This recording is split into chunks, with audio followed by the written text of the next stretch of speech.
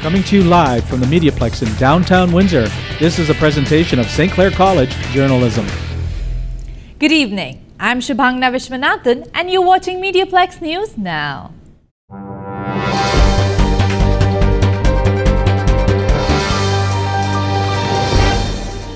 In November, Mothers Against Drunk Driving and area police organizations started a campaign to create awareness. Amos Johnson has the story. Mothers Against Drunk Driving for Windsor and Essex launched their Red Ribbon campaign to provide awareness on impaired driving for students at Kennedy Collegiate Secondary School. Attending the event were members of the Windsor Police, LaSalle Police, Amherst Police, Allstate Insurance, and many other organizations to share their stories. Shelky Hamka is the community leader for Mad Canada and the main guest speaker for the event. This time of year, because of more festivities and a lot of drinking and parties that happen, impaired driving tends to increase. So having this campaign at this time raises more awareness about the dangers and consequences of impaired driving in hopes that people make better and wiser decisions when they've had alcohol or have consumed drugs. The ribbon cutting was held at the end of the ceremony in front of the school with local police as well as a ride program taking place shortly after. Sheila Davis is with Allstate Insurance and has participated with Mad Canada for their ride programs throughout the years. Right after the ribbon cutting ceremony out front, then we're going to have a ride program out front on Tecumseh Road. They close the traffic and the Windsor police stop cars going both ways, talk to everybody, see if they've been drinking and driving. And then there's also a little bag that's made up from Mad Canada that has little tidbits. There's a red ribbon in there, there's magnets, there's Allstate information as well for insurance, and we give it out to the people on the street.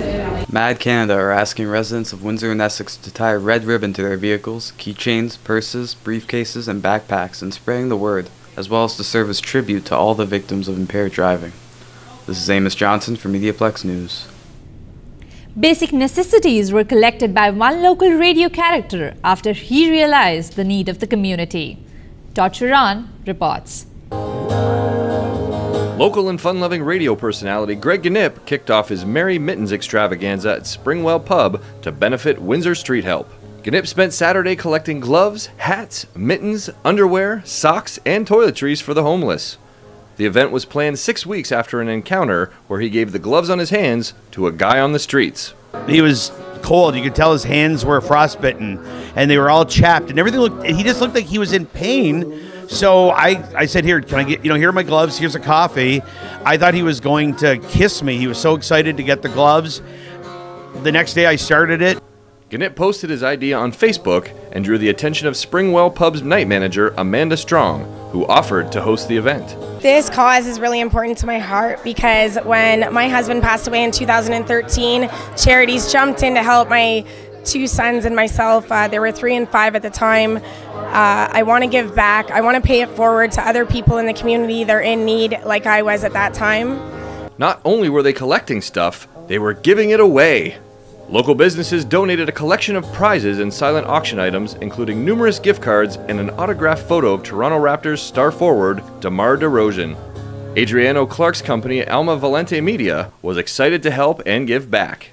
Pretty much anything that they can donate that would make a difference, that would keep people on the streets a little bit warmer this year, we thought would have definitely made a big difference. I think that the first thing that you can start with is giving warmth. The extravaganza collected enough goods to fill a minivan and 2 cars, as well as $1,500 in cash donations. Gnip looks to repeat the event next holiday season, but also create a spring necessities collection when the winter breaks. For MediaPlex News, I'm Todd Sheeran. It's a spring-like day out there. We go to Alyssa Horbin for a look at our current conditions. Alyssa?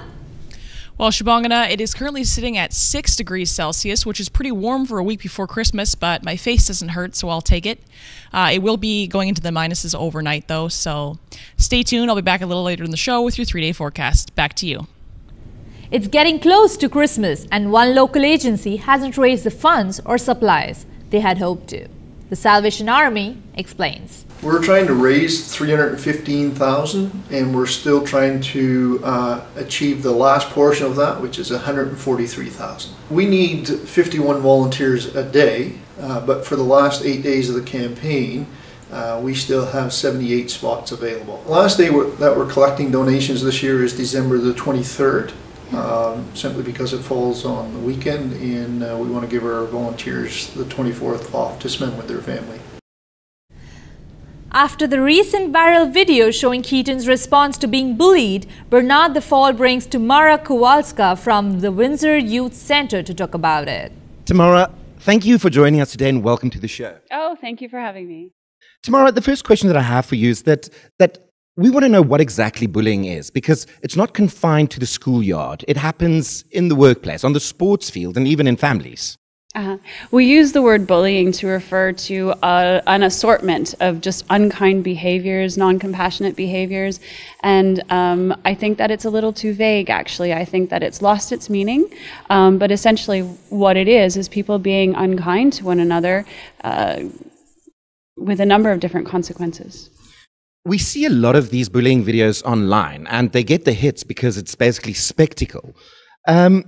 For once, we're actually taken into the world of a bullying victim and we share this harrowing experience with him. What are your thoughts on that? I think it's important for people in the public to be able to identify with the victims of violence. We have to be cautious, though, and really understand who is a bully, and no one of us is always a bully all of the time. You know, it depends on who we're interacting with, and we just really have to be conscious of our own behaviors. And I think that children do not invent bullying. It's adults who demonstrate that through their own practice. So we as adults have to be absolutely careful of the tone of voice we use, the words we say, our own actions with each other, with children, always, always. Tamara, what's the effect of bullying? Are we losing our Gandhis, our Elon Musks, our Einsteins because of kids getting bullied and being afraid to excel? You know, we have to be cautious not to think that suffering precludes personal growth. In fact, it's actually the opposite. But in our world, we're taught that we have to be happy all the time, which in fact is not the case. There's so much that we can learn through our difficulties, our problem solving, and our suffering. And hopefully we can find the right way to guide people through that. Tamara, thanks so much for your insightful contribution. Thank you for coming to the studio. Oh, thank you for having me. For students, exam seasons could be considered the worst of the year. University of Windsor is doing something different to get students through these tough times. Sanjay Maru tells us more. As students hunker down during this dreaded exam time, they are looking for any and every tool to help them succeed. Well, now there's an app for that. The University of Windsor has just released a new app for arts, humanities, and social science students. Tony Vo is the project coordinator. He says the app does 3 things, including highlighting individual stories on campus, kind of like Facebook's Humans of New York. Our most well-received feature of the app is our Humans of FOSS, which spotlights an amazing and inspiring students throughout our entire faculty. So each story documents the student's journey in hopes to share their struggles, their successes, and advices to fellow students. One of the people featured is 4th-year political science student Marissa Boomenlag. She says the app has made it easier for her to study. She likes the ability to connect with an instructor outside of class time. The last time I used the app was actually last night. I used the app basically to navigate and to look for the live chat, which is basically with the learning specialist, and in doing so you're able to ask different questions related to resources on campus. So as a 4th-year student, I thought this would be a great opportunity for me to see what else is there. The Faculty of Arts, Humanities, and Social Science will continue to promote the app on campus throughout the year. The UWindsor Fast app is available for download on Apple and Android devices right now. For MediaPlex News, I'm Sanjay Maru. Ryan Jones brings a local entrepreneur into the studio for this edition of 3 Minutes With. Hello, this is Ryan Jones, and today on 3 Minutes With, we have Eugenio Mendoza with us in the studio. Thank you for joining us, Eugenio. Thanks for having me. So Eugenio has been an entrepreneur in Windsor for 2 years now. He started his journey back in September of 2016, and this is when he began to promote his business and fashion line known as Dreams. So Eugenio, can you tell us what your business entails and what kind of things you do? Yeah, absolutely. So Dreams is a collective of all the creative things I do. Started out with the videos, then we started moving into stickers, and then somehow I got into selling clothes and doing paintings now.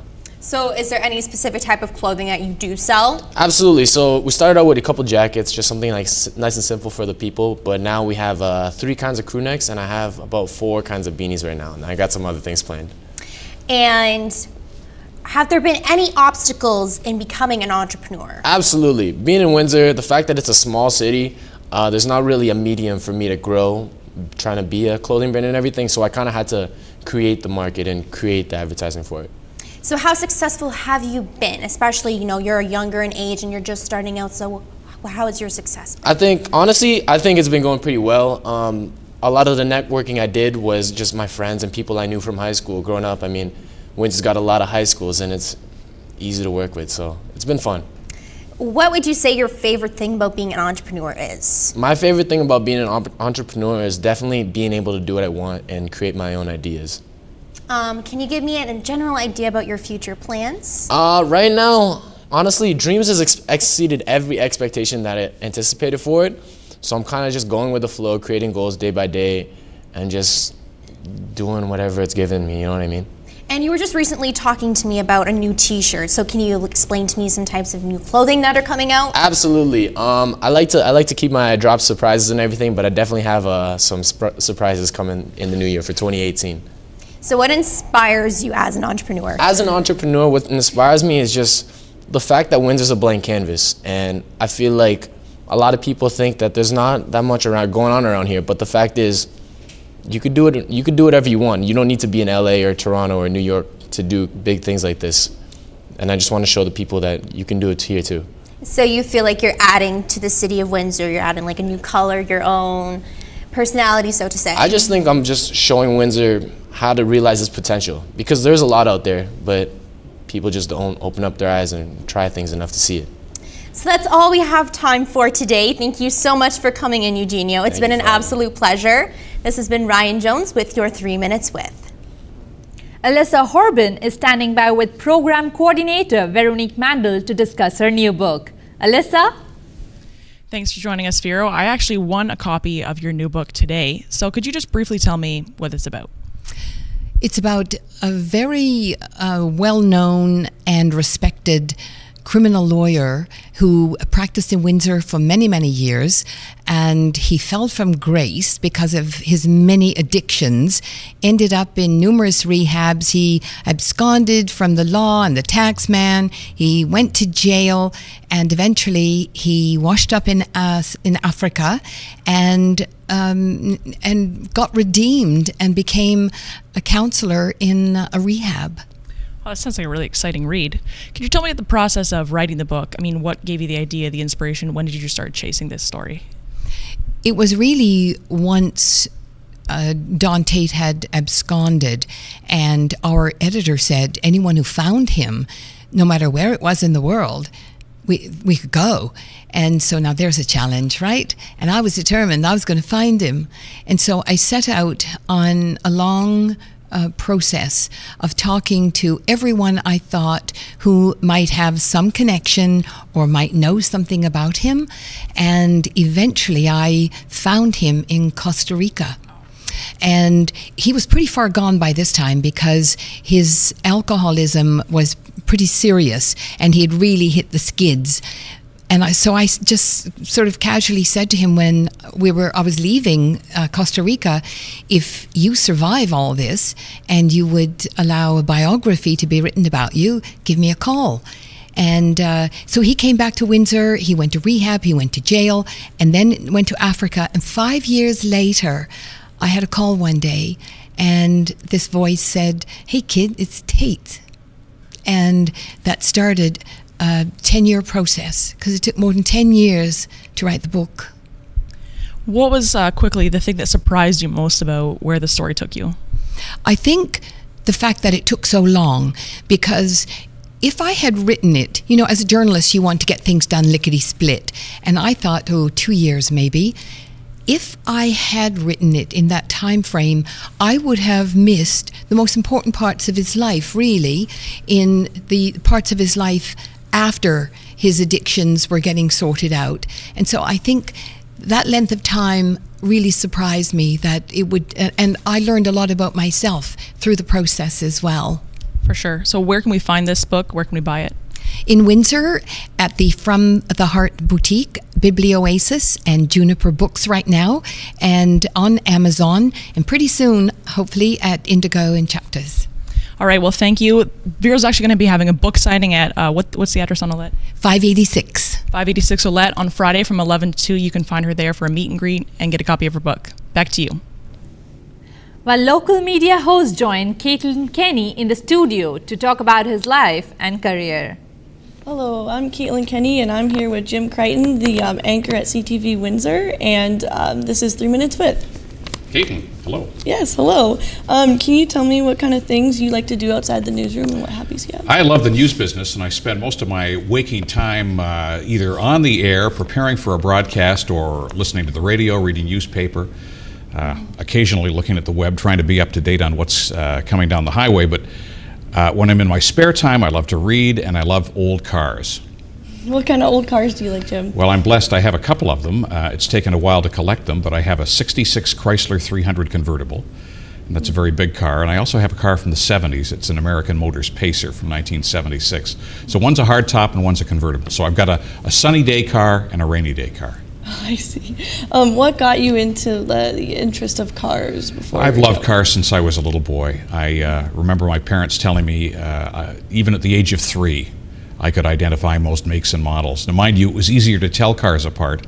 I grew up in the 50s where every year there was a model change and the cars looked different. Today's cars are all somewhat similar because of aerodynamics and fuel efficiency and whatnot. But it was a great time to grow up, and I think it was being shaped by the 50s made me the car person that I am. Oh, I see. What other hobbies besides that have you picked up? Well, I don't do a lot of, apart from that, I like to build models, but I haven't done that for years. I have a small train collection that I'm thinking about putting together, an HO train set that I'd love to get rolling, but that'll probably have to wait till I retire. I stay pretty busy with that. I'm married, I have a cat, and I find my days full. When I'm not working, quite frankly, I just like to relax. I like to watch movies, do a bit of casual reading, car books. I have a monthly publication that I like to look also at what cars are for sale. Not that I'm necessarily buying something, just to know what's out there and get a sense of prices and what's for sale. Yeah. What kinds of steps did you take to fully develop your anchor voice and everything before? Well, it's taken more than 40 years to do it, and I say this respectfully. People will sometimes say, have you always had that voice? And the answer is no. I started working in Welland, Ontario in 1974, and I didn't have much of a voice at all. And if you heard that first broadcast, I'd turn crimson if I played it for you. I was so bad. You would say, that guy has no business being behind the microphone. Get rid of him. But I was persistent. I stayed with it. I mentioned to you before, Mr. Morrissey, my English teacher from high school, whose parting words to me in grade 13 were, Jim, use your voice. Use your voice. And that resonated with me. He could see something in me. He could see the potential. And that has led, in large part, I mean, I've worked hard at it, I like to think. I have God-given abilities, certainly. But I also made a point of showing up for work, and I think a lot of it's just showing up for work. Yeah. What other people have influenced you in your life? Well, there's people you know and people you don't know. Of course, your parents. I think my mom and dad were terrific, and I give them the most credit for setting me on the path, not to broadcasting, but to speaking and spelling properly. My parents are gone now, but they were both from the United Kingdom, and they put a high value on correct speech. And if I said something incorrectly, my father would correct me. I think that led to me having above average grasp of the English language, and that has helped me greatly in broadcasting. This has been 3 Minutes with Jim Crichton. Jim, thank you so much for being with me today. That's the fastest 3 minutes of my life, Caitlin. Thank you. My pleasure. Thank you. Let's head back to Alyssa for a look at our 3-day forecast. Alyssa? Did you know that one of the warmest December temperatures ever recorded in Windsor was actually 18 degrees Celsius? That was on December 5th, 2001. It's not quite that warm out tonight, but still very enjoyable. Let's have a look at the next 3 days. Tomorrow it's going to be mainly sunny with a high of -1. Thursday, a mix of sun and clouds with a high of 1. And on Friday, jumping to a high of 4 with mixed precipitation, which means we will be bringing back some flurries in time for the holiday weekend. That's it for me. Back to you, Shubhangana. Vendors came together to help provide a happy Christmas to Hero family in need. Katie Panasek reports. Laughter filled the air at the Harmony in Action in South Windsor Sunday night. 13 vendors from all over Windsor, Essex came to help raise money for a family in need. Owner of Harrow's Helping Hand, Sherry Nail, hosted the fundraising event for a family of 3 in Harrow. I'm sorry. That's okay. This time of season, it's about giving. And if I was in the same predicament, I would love for somebody to help me as much as I'm trying to help them out. And even if it's just to have her have a good day and to make their Christmas special, that's what I'm going to do. That's all we can do, I guess. Multiple sclerosis is taking its toll on the mother, whose family does not wish to be named. Her teeth are failing, and this event is helping her raise the money to go towards the high dental costs. The family of 3 lives in Harrow, and the father is the primary caregiver for both his wife and 9-year-old son who has autism. This was an important reason for Nail to run an event for them this close to Christmas. Struggles that they go through on a daily basis is something I would never want to see anybody have to endure. Several family members were donating money to the raffle and buying products. Roger Perot was one of them. This is just to help them out, and it's a good thing that we're doing this. Family and friends here? Family, friends. Luckily that some of the vendors brought their friends out too, so they could help out. So we're grateful for all that. The event raised a total of $650 with proceeds going directly to the family. I'm Katie Panasic, and this is MediaPlex News Now.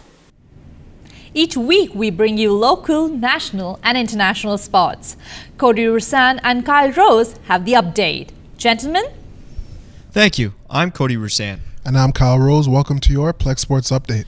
Well, Kyle, I know you're focusing a lot on basketball. How about you tell the viewers at home and everybody in here just what's going on with the world of basketball currently? Of course, and the main story coming out of the NBA last night, it was the Los Angeles Lakers taking on the Golden State Warriors, and it wasn't just a regular game. The Black Mamba himself, Kobe Bryant, made his return to the Staples Center, getting not one, but both of his jersey numbers retired by the organizations, number 8 and number 24. Now, of course, Kobe, 5-time NBA champion, former league MVP, 18-time All-Star, he's done it all, but unfortunately the Lakers could not come away with the victory. It was Kevin Durant hitting the last-second shot to secure the victory for his team, 116 to 114. However, the Lakers did still make ESPN Top 10 earlier in the night when Larry Nance Jr. had a disgusting dunk on Kevin Durant. Of course, yes, that's all hot and heavy. Now, I see some discussion on Twitter and other forms of social media. What did Kobe perform better under, number 8 or number 24? Definitely number 8 because he won 3 rings under them, and 24, he only won 2 rings. I got to agree with you there, but 24 seems to be the favorite on social media right now. But, a lot of people were only alive during the 24, right? Exactly. Moving on from that, though, how about the Windsor Express? I know they're trying to pick things up right now. Yeah. What's going on with them? Well, they're also doing big things. The Windsor Express captured a huge victory on Sunday, beating the Kitchener-Waterloo Titans 115 to 117, and Shaquille Keith had a game-high 25 points. But enough about basketball. I know you have some hockey news to talk about. I see the sweater here. But first, NFL news? NFL, obviously. Well, the news in there is a lot prettier than what I'm wearing, so... we got Diddy. Diddy wants to get his hands in on the Carolina Panthers. Now, Diddy has a few promises that he's made Carolina fans and everybody that wants to be intrigued by this. One promise being that he's going to sign Colin Kaepernick. Another being that he's going to put on the best halftime shows ever. Now, that'd be like the every other weekend of just Diddy performing on stage. If you like Diddy, there you go. Now, number 3 would be that they're going to win a lot of Super Bowls. Now, they have Cam Newton, and they've been to the Super Bowl before. So you put the right pieces around Newton, and you could do it. Maybe Diddy's a genius. I think he's a great businessman, and he knows what he's doing. But, also moving on now to hockey, talk to us about NHL news. Well, with hockey, the Toronto Maple Leafs played their turn-of-a-century game today. Coming into the game, they had lost 3 straight, facing a team that had won 3 straight. They beat that team 8-1. Maybe this builds some momentum going forward. Anyway, on behalf of the two of us and my ugly sweater, back to you.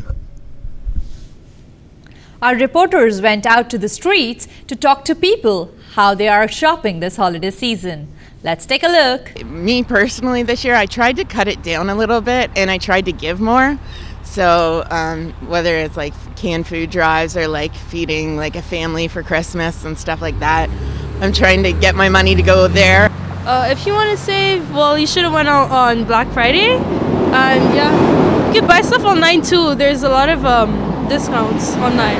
I usually would keep gift giving to the immediate family, brothers and sisters, and things can begin to add up once people start having babies and things like that. I think I'm spending a little more than I should, maybe like $1,200 American, because I get paid in American, so it's nice that the dollar goes a lot farther here. Yeah. We found a special way to wish our viewers a Merry Christmas from the MediaPlex. Have a look. 'Twas the night before Christmas, and all through the house not a creature was stirring, not even a mouse. The stockings were hung by the chimney with care, in hopes that St. Nicholas soon would be there. The children were nestled all snug in their beds, while visions of sugar plums danced in their heads. And Mama in her kerchief, and I in my cap, had just settled down for a long winter's nap. When out on the lawn there arose such a clatter, I sprang from the bed to see what was the matter. Away to the window I flew like a flash, tore open the shutters and threw up the sash. The moon on the breast of the new fallen snow gave a luster of midday to objects below.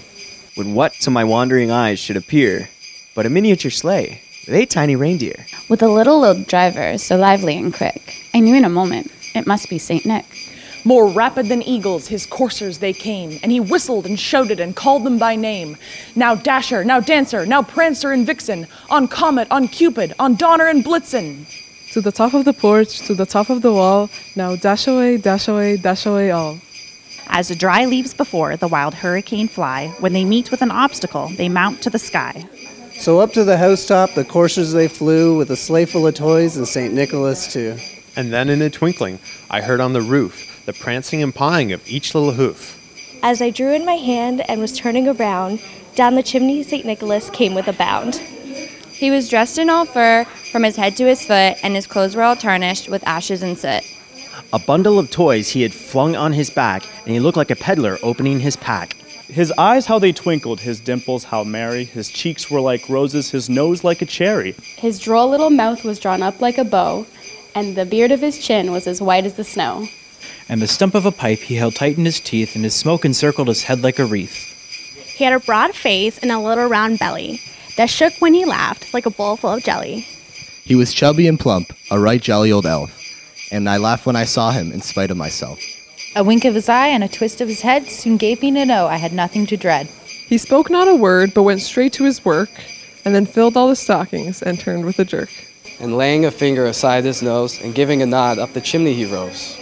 He sprang to his sleigh, to his team gave a whistle, and away they all flew like the down of a thistle. But I heard him exclaim, ere he drove out of sight, Happy Christmas to all, and to all a good night. This is the last Tuesday live show before the holidays. We'll be back on January 2nd. I'm Shubhangana Vishwanathan. Thanks for tuning in. We wish you a Merry Christmas and a Happy New Year.